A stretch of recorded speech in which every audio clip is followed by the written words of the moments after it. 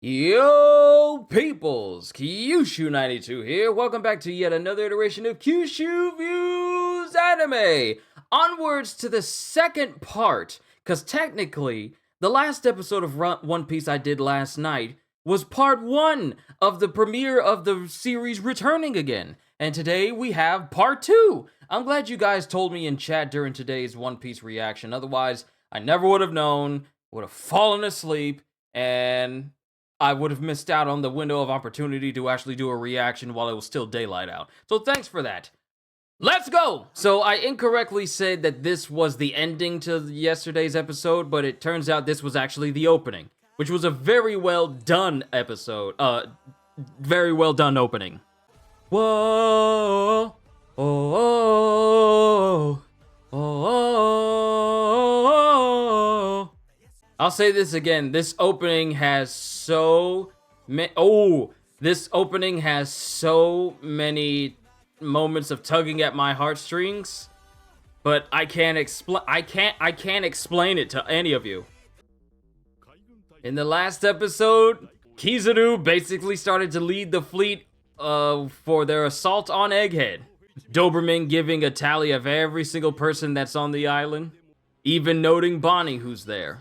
Then we had York talking to the Gorosei back in the room of power in Marijois.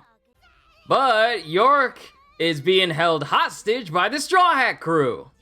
And Luffy's all like, let's use her. Should we use her as a shield for us to escape? Completely surrounded. The Operation to Egghead. And Luffy wastes no time getting on the Den Den Mushi. If you want to save York's life, clear all the ships from the shore. They're just hearing, the Navy soldiers are just hearing all this, and it just seems so insane. Oh, he's evil, why would he do this? Even Vivi and Wapple are listening in on this. And he says it with a smile. The Gorosei are speaking to him for the first time. Oh, Robin's smart. They could tell it was Robin. Robin's smart. Luffy's the type of individual that'll just explain everything and not keep anything to himself. It's a good thing Robin's there, who's an expert on keeping secrets. There are 3 things we must protect. York's safety, their brain punk records, and the power plant that creates the mother flame. All else is expendable. Now notice, and Doberman brings it up, notice how he doesn't bring up Rob, Lucci, and everyone else. Everything is expendable except those 3 things. Don't lose sight of our highest priorities. You should consider human lives as nothing more than insects. They reproduce quickly even if their numbers dwindle. This is how they view humanity. Anyone that doesn't live in Marijois, they just see humans as insects. Woo! Ooh! Navi went on for the clunk! She went in for the bonk! I mean, she kind of brought it upon herself talking about Ohara in front of Robin so casually. Chopper. Ooh, Robin is the one who came in clutch to save old Stella Vegapunk. Oh, so that's how Kaku ended up being injured. He pretty much was facing off against 2 Seraphim at the same time. Still don't trust Lucci there. Oh, snap. CP, the different CP agents, they're finally able to eat. And they're thanking the Straw Hats! These Cypherpole agents! Oh. The Seraphim are down there with the Cypherpole agents. Those bubble balls are made of the same material as Pacifista's Mark III's bubble shields, which even deflect cannon blasts. They're created with sea energy. Ah, so they're the perfect weapons for trapping Devil Fruit power users. That's the reason why they're sealed inside and they can't do anything. Oh, is that the first time S-Hawk is talking? Ah, I'm hearing more of Frankie's voice. It'll take some getting used to. A lot of us, if not all of us, are just so used to Kazuki Yao's voice. So it's gonna take a minute. It's gonna take a minute. Ooh, look at Luffy appealing to the Hancock blood within her. Look at Luffy in the background just trying to talk to S-Snake, even though she's not the real Hancock. Also, he gets her name right. Once again, the real Hancock would be absolutely livid. Well, will be absolutely flabbergasted. Look at her! Even Kid Hancock is being enamored by that. S-Snake is behaving just like Hancock too, misinterpreting all of Luffy's words. Lilith is already ready to throw hands. That smug smile. Nami's right, it's only going to be a matter of time before the Navy starts making their move to actually attack. See?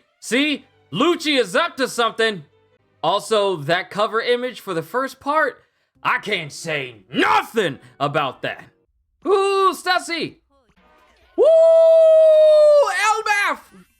Here it is, ladies and gentlemen. The next location is Elbaf! However, you're screaming this out loud in the presence of someone who's been closely watching all of you. And the Navy has them completely surrounded all around. Oh, so that's the plan. Use the robot to fly outside of the range of the ships. Frankie explaining how his ship can run on literal carbonated drinks. This fascinates Vegapunk. The more I hear Frankie's voice actor, the more I'm growing used to it. Turns out it's not taking as long as I thought. And all the other Vegapunks are working to get the defense dome down because York has a passcode on it, and she ain't telling. Alright, we have a plan for everyone to get out. Now comes the part where the operation begins! Luffy, Lilith, Bonnie, and Frankie. Oh, looks like Bonnie's starting to warm up to everyone now, which is kind of surprising to Luffy. Oh, and she doesn't want to kill Vegapunk anymore. Yep, see, this is the reason why I told y'all I wasn't trusting Lucci, cause he's literally giving information to everyone on the ships. And now we got Kizaru with that curly fade. Ooh, mushy mush. Ooh. This man says, your light itself, you can get through the dome. Yeah, but there's someone defending it below it. Just jump over him. Sorry, but my principles won't allow me to just ignore him. That's Kizaru, okay? Now they're all making moves just because Rob Lucci is giving them all this information. Everyone's getting ready. Also, for that particular character, I didn't think her hair was going to be that color. All the soldiers are ready. The time for waiting is over. The time for battle is now. Oh, Kizaru, every single time I see him. Every single time I see him. Ooh, the detail on his face has changed. Sentomaru can sense him. He can sense him. Ah, young Sentomaru and Kizaru. Yatta no Kagami! We haven't seen this since the Great War at Marineford! Look at that! Yatta no Kagami! You're finally here, Uncle. And the pacifistas, they getting ready for some work too. Woo! Look at the foot stomp! Bring it on, Uncle! Here I come, Sentomaru-kun! Sentomaru versus Kizaru! Woo!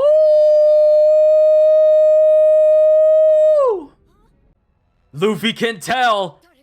Someone's here. Someone's strong. Kizaru is here, and he's ready to fight. Ooh, this is the ending theme. We didn't get this from the last episode last night. I like how this ending theme sounds. I like it. Ooh, I like this theme. Oh, I love how that ended. After landing on Egghead, Kizaru is attacked by Sentomaru, Vegapunk's bodyguard. What is it that these two once like-minded men really need to protect? Bitterly bidding farewell to memories of days gone by, two fists now collide. On the next episode of One Piece, a clash of two men's determination. Kizaru and Sentomaru. I'm gonna become the king of the pirates. Did y'all see this Joker drifting? Did you see him drifting? No. We need to talk about that final preview. Y'all saw Kizaru just going all over the place, and then just slow-mo shot of him sliding and drifting on the ground. You know, the last time I saw someone literally drifting on the ground like that? Who remembers Metal Gear Rising: Revengeance? Who remembers? No. We are about to get a peak episode with Kizaru. We haven't had an episode where Kizaru was doing what he do best in several years. And I mean episode. I'm not talking about the most recent movie where he was in One Piece Film Red and he was doing some nonsense trying to go up against the red hair pirates. I'm talking about episode wise. The last time we saw Kizaru do some serious work was his first appearance, and then him going up against the worst generation, and then later on during the Marineford War, where he was going up against Marco and pretty much everyone else, even clashing with Whitebeard. And then we haven't seen him do nothing power-wise in such a long time in the anime. This is about to be time skip Kizaru, about to show you that he has not lost his step. And I know we got a whole episode, Rob Lucci being a snitch. You know what happens to snitches? Snitches get stitches. And he just revealing everyone's plans. The Navy is getting ready. Vegapunk is getting ready. They have a plan to leave because the next location is Elbaf. Now, mind you, and I say this all the time, I'm a manga reader, so I know where the story is going to end up, but I'm never going to reveal what's going to happen next. I'm just going to continue to act in a sense of disbelief for the sake of you anime-only viewers. But all I know is I am so glad the anime is back, and I'm sorry.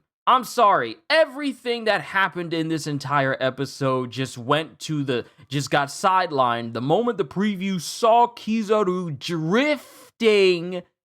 I'm sorry, what? I need that as an attack now in One Piece Pirate Warriors 4. Update the character movesets now. I gotta play Kizaru. I gotta have a session where I'm playing as Kizaru. I need that suit, that black and yellow suit. I need that in the game now. That's ridiculous. The Joker was drifting! What type of peak are we about to get the next time we have an episode? I don't know. It's one thing to see these moments on the pages, in panels. It's another to see it animated by people who know how to direct animation.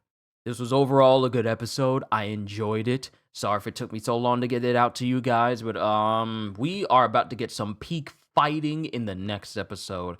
I hope you're ready. I don't think you are. Even after 6 months to prepare, I don't think a single one of you is prepared for what we're about to see with our eyes. But enough from that. Overall, good episode. You guys let me know what you thought as a whole. And let me go ahead and correct myself again. I enjoyed the opening, and I also really enjoyed the ending OP as well. These are, like, to be in the head of people who come up with these songs, and they sound so good. Ah, man. It makes me appreciate being a musician because I can appreciate the nuances of music when they do these openings, and it's just, But overall, great episode. Let me know what you thought in the comments down below. Hope you all enjoyed. Can't wait to see you all in my next video. Like, comment, and subscribe if you haven't already, because I am always looking forward to entertaining you. And because I know you're coming back anyway. So have a fantastic day, and once again, as always, later, peoples! And thank you to all of my moderators and members who help make what I do possible.